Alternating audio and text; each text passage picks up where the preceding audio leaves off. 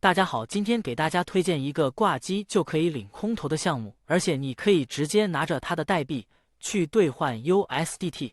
首先呢，我给大家看一下我的收益，这个是我实际兑换的，我兑换了256个 USDT， 也是我挖矿3天的结果。我们去区块链浏览器里面查询了一下，这边确实是已经到账了，给我了是256个 USDT。这个是它的这个转账的记录，我在这边给大家来演示一下它的网站。这个是它的网站，这个网站的主页和它的链接下载链接我会放在视频的简介区里面，有需要的话可以去看一下。这边是它的白皮书，关于这个代币的白皮书，是一个全英文的页面，有兴趣的也可以去查看一下。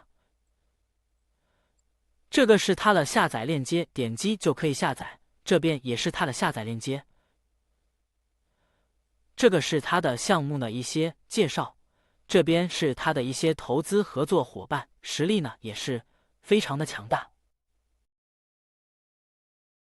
首先我们打开 APP， 选择右上角切换一下中文，在这边呢您可以选择创建一个新钱包，或者是导入已有钱包，我导入一个我自己经常用了一个钱包，密码设置6位即可，这个密码一定要记住。点击确认，然后在这里导入一下我们的助记词，点击导入即可。好了，这边导入成功了，我们点击一下确定。然后我们进来软件之后，可以看到这边有5个按钮。我们主要用到了是挖矿和兑换。首先我们进入挖矿页面，软件呢需要一直开着，根据配置不同，挖矿的算力不同，每天挖到的代币数量也不同。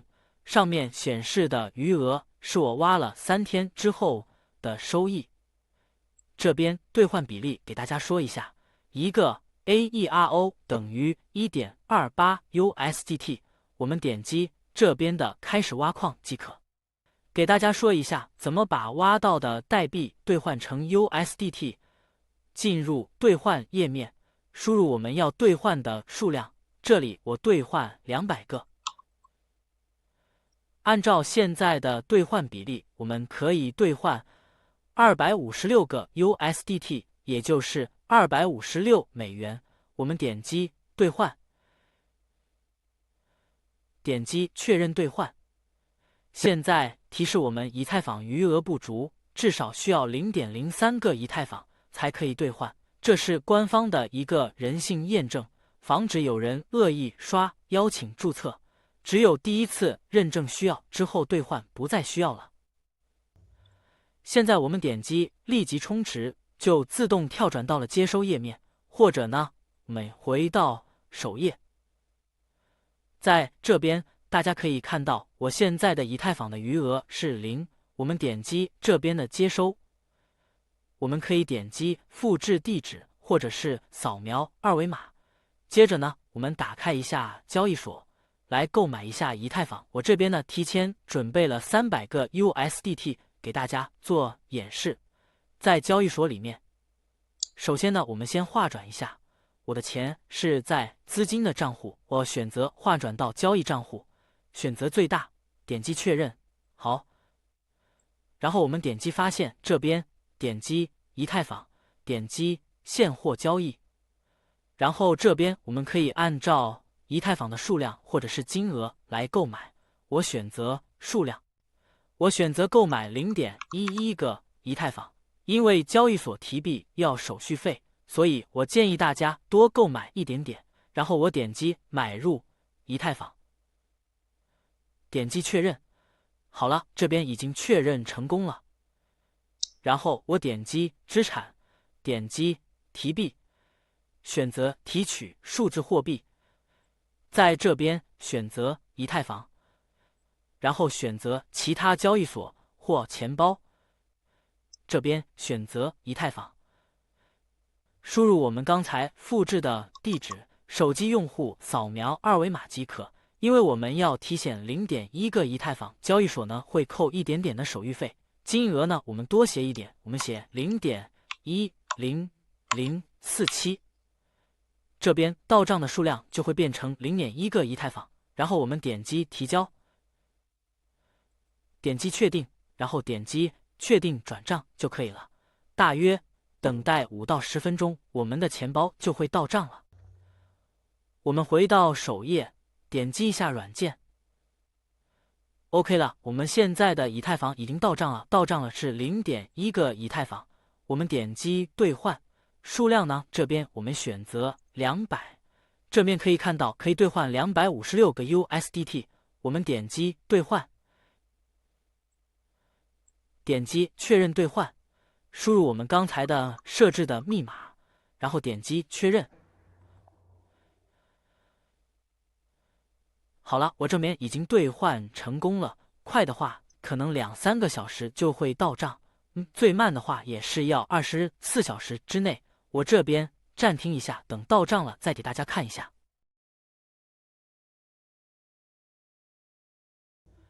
我这边已经提示到账了，我们去浏览器里面查看一下。这个呢是我兑换的金额256 USDT。这个是我钱包的收款地址，这个是我到账的时间。趁着现在项目还可以做，大家一定要尽早的去参与，记得点赞关注，谢谢大家。New movement skill. And be huge. But And it's change also the to game do and, yeah. like similar idea with the amount of effort that we're putting into uniques. Like we want to make sure that like we're doing better than what we've done before in terms of making sure that each unique's like really cool. So I mean that cannon foot thing is like really awesome. It's just like it's got a unique that turns your leg into a cannon, and then you can then use it to rocket jump effectively across the map. What? So There's yeah. cool detail there. There's like if you're depending on which ground material you're walking on, it will tink and create You a get, little like, spark sparks, if it's yeah, it's really metal, cool. and like Yeah. so you're getting like Sounds step, sick, tink, dude. step, tink, step, tink. And then obviously you press spacebar and just poof, flying across. It's it's quite fun doing that. But I love the new direction with the unique items being more. I mean, ultimately a way of looking at it is that ultimately each one of them is. Well, a lot of them now are kind of coming with a built-in skill that's unique to that, as opposed to just like, there's room for just like, here's this more stat. Oh, so the uniques in 0.3 gonna be like sick? Like a lot better?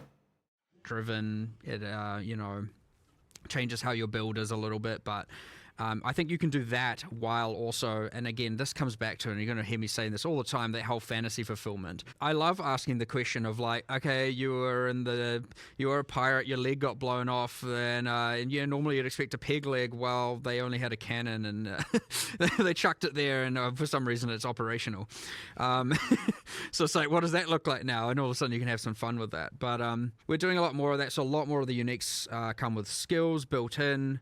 That do have interesting mechanics that synergize with other skills. It's like I really more think utility. like one of the issues was in 0.1. It suffered from that same issue of like we designed these really awesome uniques, and then a bunch of them got cut for time because it's like, oh, we're putting so much effort into this one item. Like there's always that argument. It's just really hard to kind of defeat that when you're when you're coming up. What is this? What the fuck, dude?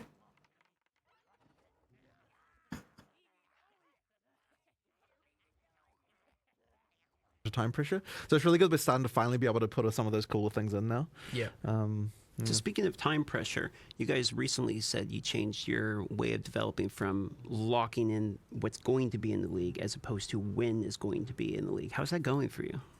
Well, we immediately launched in August later than we were initially hoping to, so we kind of broke it a little bit there, but hey, we're still in the same month we said, so I'm going to say that that's the promise kept as far as that's concerned. But look, I mean, it is such a much better way of development. I mean, we always knew this, right? Like, we knew it back when we were doing PoE 1 leagues that was important, and it was really only, like, getting PoE 2 shipped that ever made that break. But effectively, you're going to deliver a better experience.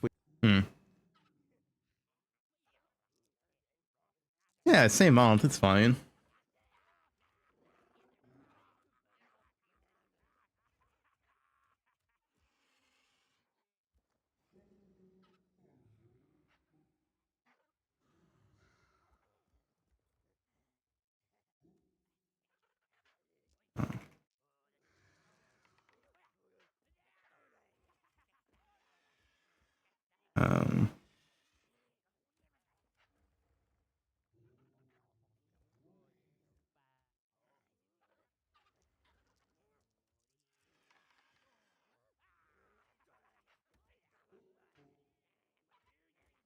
Gas grenade, don't know.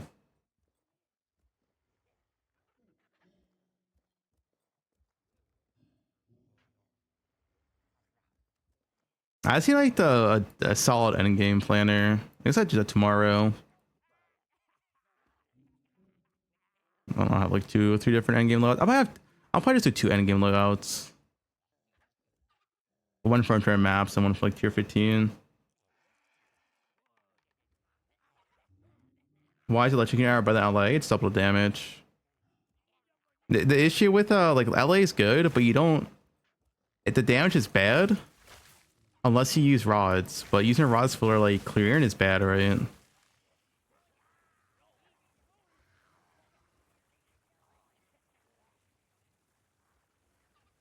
Why LR instead of SA? What is SA?